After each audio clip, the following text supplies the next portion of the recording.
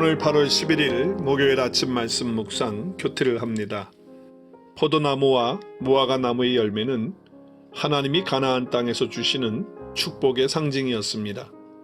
유다 백성들이 하나님의 말씀을 신실하게 지키며 말씀 안에서 살 때는 열매가 풍성했습니다. 하나님은 그들에게 가나안 땅에서 마음껏 살되 말씀을 따라서 말씀 안에서 말씀을 붙들고 살라고 했습니다. 그러나 말씀을 무시하고 그들이 자기가 원하는 대로 세상 포도주에 취해서 살았습니다. 그래서 하나님은 메뚜기 떼와 강한 민족들을 보내 곡식과 열매를 다 없애버리십니다. 그리고 그 땅이 황폐하게 되어 열매도 맺히지 않게 했습니다. 그래서 슬픔 속에서 기쁨과 즐거움을 다 잃어버리게 되었습니다.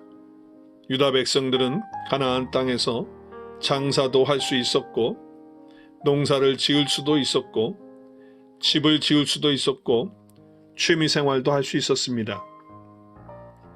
그렇게 풍족한 삶 속에서 여유와 편안한 생활이 계속되니까 하나님의 말씀을 무시하고 그 말씀의 약속의 끈을 풀고 자신들이 원하는 대로 삶을 산 것입니다.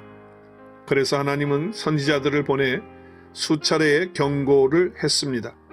그런데도 그들은 하나님의 말씀이 귀찮고 부담이 되는 것입니다.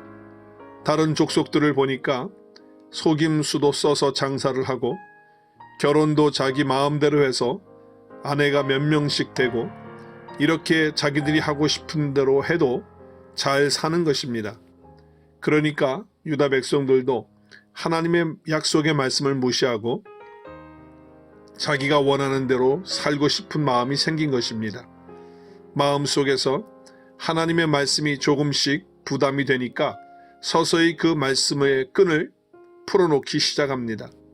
요즘 말로 하면 큐티도 예배도 섬김도 이런저런 이유로 점점 멀리하면서 자기 중심적으로 모든 삶을 살면서 말씀의 끈을 풀어놓고 느슨해진 것입니다.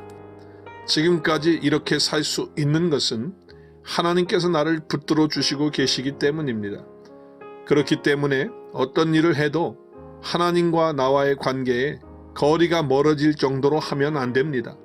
장사를 해도 하나님과 나와의 관계가 느슨해질 정도로 하면 안 되고 직장 생활을 해도 가정 생활을 해도 취미 생활을 해도 그 어떤 것을 해도 하나님과 나와의 관계가 멀어지거나 느슨해질 정도로 하면 안 됩니다. 어떤 자리, 어떤 상황, 어떤 환경 속에서도 내 마음대로 하나님의 말씀의 줄을 풀어버리고 느슨해지면 결국 모든 것을 다 잃어버리게 되는 것입니다. 이런 위기가 있기 전에 말씀 안에서 주님과의 관계가 항상 친밀하도록 말씀의 끈을 꼭 붙잡겠습니다. 그래서 새 포도주, 말씀과 성령을 마시는 풍성한 기쁨과 즐거움을 오늘도 맛보겠습니다. 성령님, 오늘도 나를 다스려 주옵소서.